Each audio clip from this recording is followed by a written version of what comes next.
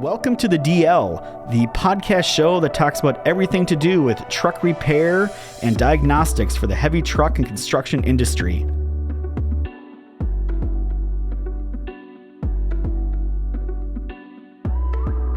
I am your host, Tyler Robertson, CEO and founder of Diesel Laptops.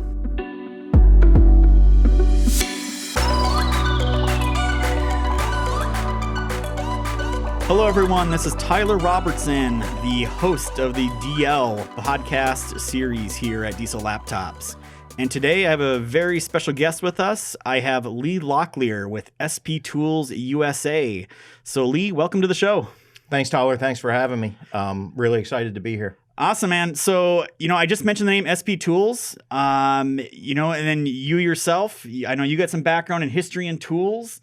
So why don't you, a little bit? Yeah. So why don't you talk a little bit about, let's talk about you first. Who is Lee Locklear? How did you get involved in these SP Tools? And let's kind of head down that road, give some background. So I'll give you the quick edited version. Automotive is really all I've ever done. I've had one other job in my life that was working for my father. He was in the construction business. And, being an 18-year-old kid, I didn't want to listen to my dad. So I told him I was going to quit and I was going to go do something he didn't know anything about. And my father couldn't fix a car to save his life. And that's how I ended up in automotive. Yeah. Throughout my career, I was a master technician. And then when I left the service and repair side of the business, I went to work for Snap-on Tools. Great. So Snap, like corporate Snap-on, or were you the mobile? Corporate Snap-on. So okay. as a master tech, my focus was diagnostics. Okay. And I went into the diagnostics program, setting up and training diagnostic equipment and undercar equipment. Cool. So now you're doing this thing with SP Tools, right? Yes. So how did you run across SP Tools? So it was kind of a fluke, to be honest with you. I was on the way to a meeting with another vendor. There was an auto mechanica in Germany, and I happened by the SP Tools booth, and they had a wrench sitting up on top of a toolbox on some kind of display table, and I caught it out of the corner of my eye, and it looked like a Snap-on Flank Drive Plus wrench. Yeah. And it stopped me in my tracks. So I go right over and I pick it up and I start looking at it, and immediately I recognized the quality. One thing led to another. I started talking to a guy that I didn't know at the time was a CEO of SP Tools. Talked to him about distribution and what are you doing in the U.S. And he said he didn't have anybody, but they were thinking about it. I said, would you like to move forward from thinking to actually having a distributor? And a couple months later, I was the guy. I mean, this is recent, right? That SP Tools came to the U.S. When did that happen? So I signed the contract in November of 18. All right. I'm sorry. Yeah, November of 18. And we got our first delivery in March of this year. So most people here in the U.S. have probably never heard of SP Tools or just beginning to hear about them, right? So what's the background of SP Tools? Who are they? Where'd they come from? And how do they kind of fit into the market? Yeah, so their ethos really comes from SP Air Corporation, which is a Japanese company that has manufactured for years for OEMs. They manufacture for Snap-on, for Mac, for Matco, air tools. Okay. Long story short, the owner of the company died. Austech Industries, which is the parent company to SP Tools, was the agent in Australia for SP Air. They bought the company from the family because they had a long history there. The sons grew up. They wanted to get back into the family business, and Austech sold SP Air Corporation back to the Japanese, but they retained SP Tools. Okay. So we've been doing this for quite a while. So before SP Tools being in the USA, where would I find them before you here? Europe, Asia, Australia. So they have direct distribution in Japan and domestic China, Taiwan, all over Australia.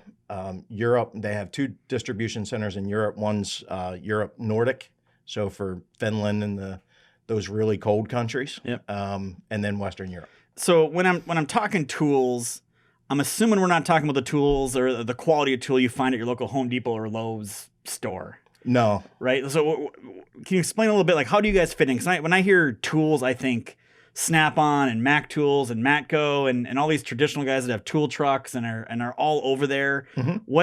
Where do you guys fit in that segment? So we're Snap-on quality. at a much more affordable price. We're designing professional quality tools for automotive professionals. Our sockets and wrenches have patented technology.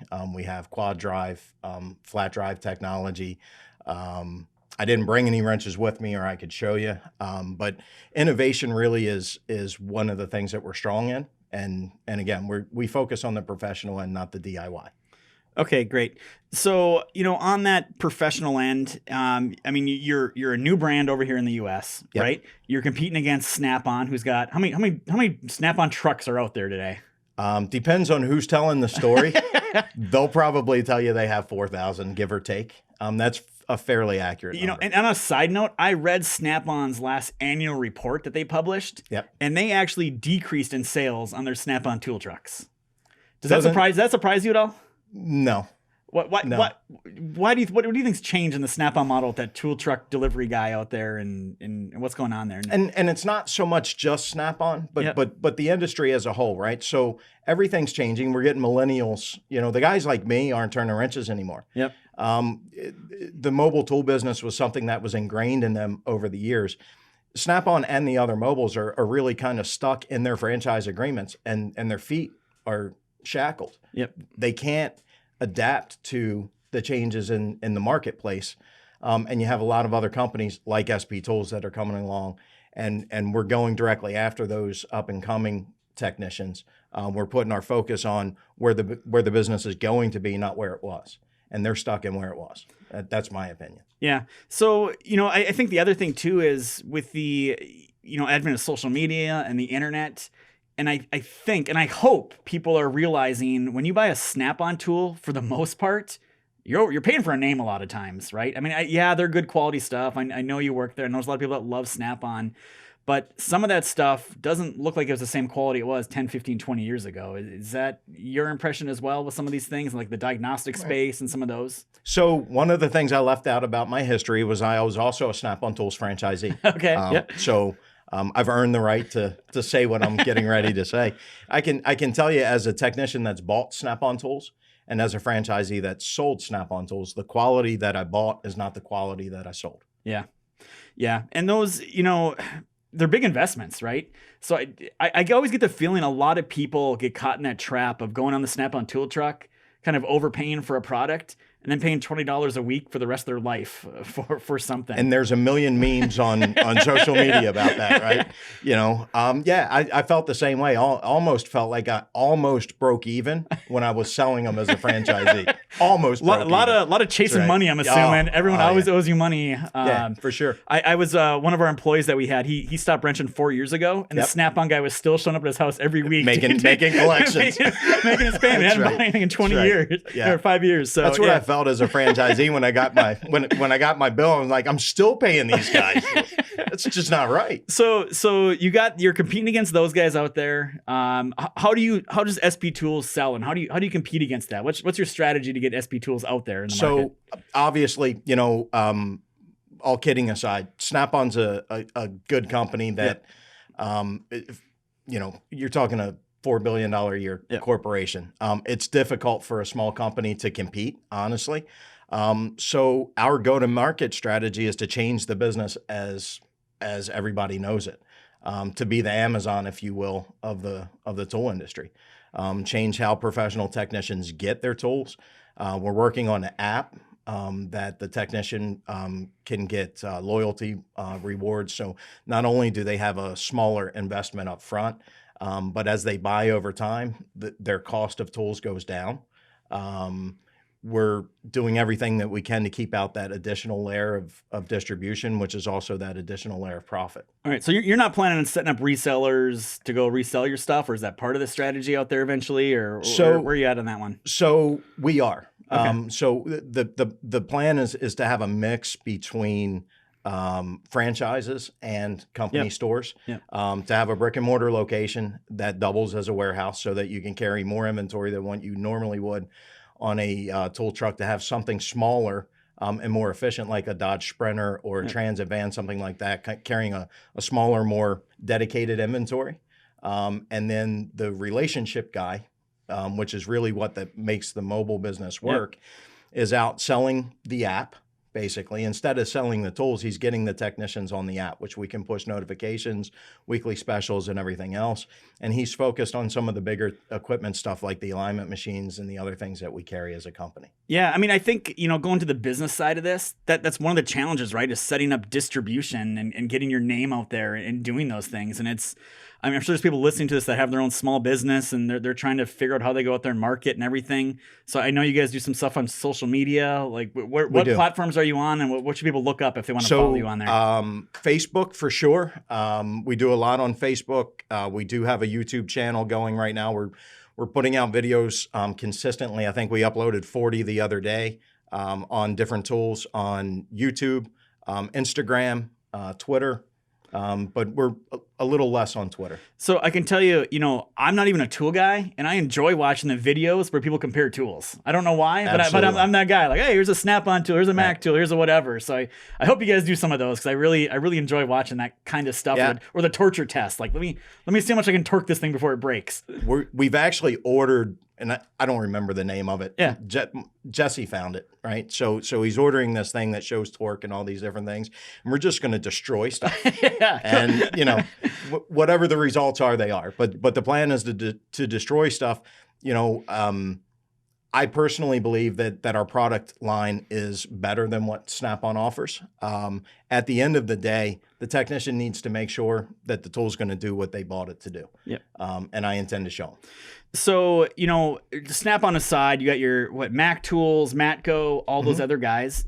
To me, it seems like there's a lot of rebranding. Like, if you go on a Matco truck and you look at something, you go online, it seems like there's a lot of them going on. And I started to see it with Snap-on too. It looks like they're kind of rebranding other people's stuff. Does that happen a lot in that industry? It has. It's happened consistently over the years. So there's not a professional tool company out there that doesn't manufacture overseas. Not one. Yep. If you pay attention to labels and things like that, you're going to find that a lot of professional quality tools are coming out of Taiwan, regardless of whose name's on it. Yep.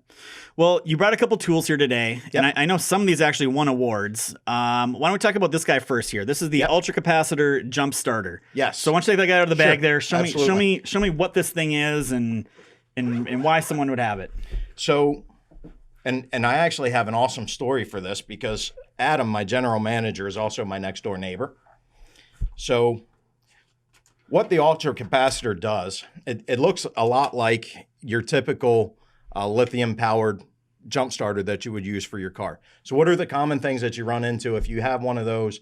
You plug it in, you charge it, you throw it under the seat of your car. It's dead when I want to use it. Exactly. It happened to my boat this summer. Right? Exactly. Yeah, I was kind of pissed. So what's cool about this is there is no internal battery to this. It's using capacitors, and it's using the reserve voltage as little as 5 volts from the actual battery. It can charge up within 30 seconds and give you enough power to jumpstart your vehicle. So Adam was going to be late for work the other day, and he calls me and says, "Hey man, do you have your ultra capacitor with you?" I said, "Yeah, it's in the driveway. It's underneath the seat of my truck, and it's and the truck's unlocked." So he bought one. He didn't own one before. He bought one when he got to work. Yeah. So what? Automotive, marine, where categories is this I under? used it on my UTV at the hunting camp. Yep. So as you start thinking through wherever you ever run into a dead battery, dirt bikes, four-wheelers, there's people that really enjoy off-roading, using the side-by-sides, things like that, snowmobiles. This is something that's small enough and light enough that could be backed in a snowmobile. What happens if you get 20 miles from nowhere and you can't restart? Yeah. So I've always just saw the lithium ion. Is that what they are? That's exactly what I've always bought and used. And You're right. You go to use them and the dang thing's discharged. And you're kind of screwed. And it happened at the hunting camp right before I put one in my truck. So we get these in. I think it's the coolest thing since melted butter. We go out, and of course, you get excited about something, you sell it, right? So we sold out of everything, and I didn't have one personally. Yeah. We're at the hunting camp. We're doing some repair or maintenance and things like that. We go to leave, and my buddy's truck won't start. He has a lithium powered jump back. It doesn't work. Mine's dead, Yeah. We had to wait for somebody to come with jumper cables to get us out of there. If we had that, we'd have been on the road. Well, sweet. And we got two more other tools up here as well. So which one are we going to talk about here first? So this is our battery starting charging system analyzer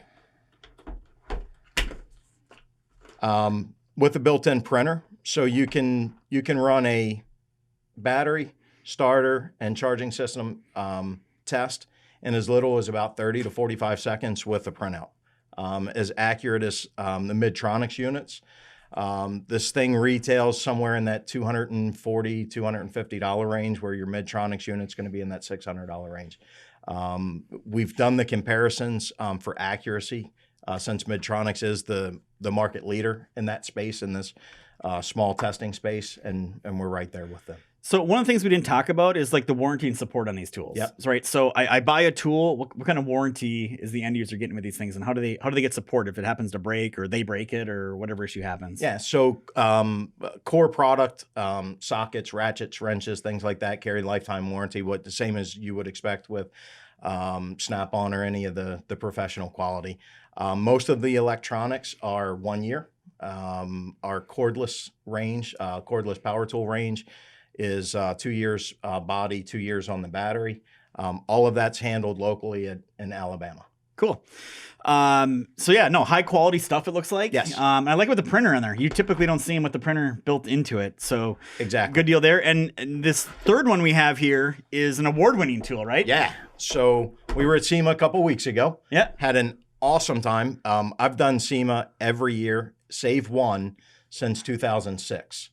And it was the best booth that we've ever done. We had a lot of excitement, great crew. Everybody was happy. And wait, before you get to that, you had a celebrity in your booth too with you, right? I did. I had, so I wish he was here. He's not. He's out building something really hot and fast right now. So, but yeah, we partnered with David Ankin from History Channel's Toy Makers. Yeah. Set him up with a bunch of tools, and he's kind of our celebrity guy. He spent a lot of time in the booth with us, doing demos, talking to customers. So to get off base for 1 second, this is my first time that I went to Apex SEMA. Okay. And I'm at, I've never been there before. Yep. And I go to Apex first because Apex is more like business to business type stuff, Very right? boring. Yeah, super boring. Except you're like me, and I'm out there networking with other business owners and leaders, right? Yep. So, and I'm not a hot rod guy. So I'm at Apex. I'm there for a day and a half. I'm like, I think I got this show done. I talked to everybody I want to know. And then I realized there was a second floor to the thing. Right? I was almost done. I was almost done. So by the time I got done with it, I bet I walked 20 hours over 3 days. Yeah. And I still don't think I got all of Apex done. And SEMA's magnitude's larger than that thing. Yeah. So Las Vegas Convention Center is the largest convention center in the world. Yeah. I forget how big it actually is. The show takes up the entire convention center, and all the parking lots around it become satellite booths. They put up the canopy tents and things like that. They've got drifting going on. They've got, I mean, if it's racing and, hot rodding, rodding tool, if you're a car guy or gal, you got to go. I think just about anyone that has a TV show that does anything to do with automotive or equipment or anything is at SEMA. Was at SEMA. They were all at SEMA. Just the 3 pages of celebrity appearances that were in the program was unbelievable. Yeah, and the cool part is it's not, most of those aren't your, of course some of them are, but most of those aren't your typical celebrity appearances. Like David at our booth, we had people talking to him because they thought he was just working the booth, and then they realized who he is, and then you get the, oh my God, look, can I get a picture? Yeah, exactly. Yeah, very cool. All right, so I'm sorry, I got sidetracked. Talk to me about this award-winning tool that you have up here. Yeah, so we're all stoked about what a great show we're having, and all the traffic through the booth, and the great reception that we're getting, and then we get a notice when we come in. I think it was Wednesday morning. They just put a card on our booth that our torque wrench had won Global Media Award for innovation, which was just like the cherry on the top, right? Sweet. So we were really stoked about it. We have a torque wrench range that goes from 1/4 inch to 1/2 inch. Yeah. The 1/4 inch is a fixed head. This is a flex head. All right. Okay. So the cool part about this and the technology behind it is doing torque and angle. So it's designed specifically for torque to yield bolts, which is most anything if you're doing head bolts and a lot of other things today. It's also single pull technology. So you set torque, you set angle, you start pulling, it measures torque first, then it also continues to measure angle. Yep. If you have to ratchet to get there, it picks up where it allows you to ratchet, picks up where it left off. And it also shows the actual torque and angle that you stopped at once you finished the torque sequence. It also measures reverse torque. So one of the cool things we were doing with our power tools, we took a workbench and a vise, and we took the cordless range to show how powerful they were. We were taking the torque wrench, showing off the technology of the torque wrench, torquing stuff down to 250 foot-pounds, and then you take a small cordless impact and zip that off. Yeah. You can also show the reverse torque with this as well if you're taking fasteners off. So, I mean, hey, I'm a quality guy, right? So Yep. I know good tools aren't cheap and cheap tools aren't good. Yep. Can you give a price range or list price on this guy, or where does this fall in? The half-inch is right in that $500 range. Okay. I don't know off the top of my head. I want to say $525. Yeah. By way of comparison, the Snap-on half-inch is somewhere in that $650. So, we're not cheap. We're affordable. Yeah. Yeah. No, I mean, that's what you want. You want good quality tools that are going to Absolutely. last at an affordable price. Exactly. I get it. Yep. And then behind us, we have something else, right? I know it's Yeah. hard to see in the video, but kind of tell everyone what we got here. So we have a full line of tool storage. And so one of the things that we do really well, and if you check out the website, sptoolsusa.com, one of the things that we focus on is tool storage organization. So not only do we sell the toolbox, but we sell the box with kits in EVA foam, so all of the tools are shadowed in there. Everything's nice, neat, and organized. This is one of our new series boxes. It's a triple bank. It is hard to see in the video. Comes with a stainless steel top on it already. Yep. But we basically have toolboxes and tool storage options anywhere for the beginner mechanic all the way through, Do you have like the side Professional boxes and the top stuff too we as do. well? We have the and all risers. We've got side boxes. And one of the really cool things that we're coming out with, we had two beta versions of it at the booth, was diagnostic carts. So as I mentioned before, I'm a big diagnostics guy. That was my core when I was actually turning wrenches. And we're building some workstations to house our diagnostics that have LCD displays mounted in the back. There's one that is completely enclosed, has a pull-down hutch that's made to the box. 5 or 6 drawers for all of your peripheria, whether that's lab scopes or cabling and so forth. So, talk about the quality a little bit. Yep. How is it how the drawers pull open? Is it the weight they can hold? Like, how much weight can one of these drawers hold? So the double slide drawers is 220 pounds, 110 kilos, something like that. So yeah. I think I'm pretty close to Yeah. that. Yeah. And again, it depends on which box version. So we have the Tech series or the Tech Line series. We have we've got the Sumo series. When you get into the Sumo, we have a box that's 76 inches wide by 30 inches deep. Those slides are going to be able to hold a lot more weight. So how are you getting these? So if someone buys one that's 3 states away, are you guys delivering these things? Are you shipping them, or what are you doing? We ship them, but it's freight paid to the customer. So, Okay. So there's no cost to them to get it to them. Okay, so it's all included in the price and Absolutely. everything. Yep. And how does the price of these boxes compare to, say, Snap-on? So I've know something about that. Yeah, Being a franchisee, and Yeah. I've also been a donator. Take that big box for example. So that would be comparable to like a Snap-on KRL, 7023, 1023, something like that. In terms of size. So the Snap-on box itself would be 10.5, 10.8, something like that. Our cost is somewhere around the $6,800 mark. Okay, yeah, so you're good 30%-ish. 30, 40%. Yep. Yeah, And what kind of sure. warranty do people get on the toolboxes? Lifetime. Lifetime. So great quality box, lifetime warranty, save you Exactly. 25, 30% compared Or, to or more. Right. Or you can pay for somebody else's logo and pay 40% more. Choice is yours. Maybe if you painted them red, maybe you get another $1,000 out of them. Yeah, Maybe I don't know. Exactly. So one of those things, David did for us. There's a YouTube video, and it's also on social media. He did a video showing these really cool shears that we have. Yeah. They're like industrial shears. They're nimble enough to cut paper, but strong enough to cut sheet metal. Okay. And so he uses them for all the design templates and things that they do, and they work with paper and sheet metal. So he's cutting it, and he's cutting the metal. And we talked about, everybody manufactures in Taiwan. These things come out of Taiwan. So Blue Point, which is a Snap-on brand, they offer them. They're $49.95. Yep. Mine are $19.95. And that's basically what he says at the end of the video. $50, $20. Yeah. Choice is yours. Yeah. Just, as you can see in the video, it's the same tool. Yeah. Well, awesome. You guys obviously have a lot of great tools. You're starting to build the brand here in the U.S. That's Yes. obviously a business challenge. It sounds like you're more than up for it. You've already done it before with some other brands. So it's something Absolutely. you haven't done before, right? No. So I'm expecting to see a lot more SP Tool stuff all over the place. If people listening or watching this are interested in SP Tools, where should they go to find more information? sptoolsusa.com. Yep. All right. Yep. Cool. Find you on social media. Anything I've missed that you feel like we should talk about with SP Tools? No, nothing. I think you covered everything. Be on the lookout for more and more videos and a lot of the stuff that you were talking about, right? That the torture tests. We're gonna put stuff through its paces. Hey, awesome. We'll make sure to share them on social media for you as well, man. So, Awesome. So Lee, I really appreciate you having here, man. It's been great. And again, for anyone looking, sptoolsusa.com. They got the tools you need, high quality tools at an affordable pricing. And that's really what it is. All right. Yeah. Thank you very much, Lee. Thanks, Appreciate it, Tyler. sir. Good seeing you. Yep.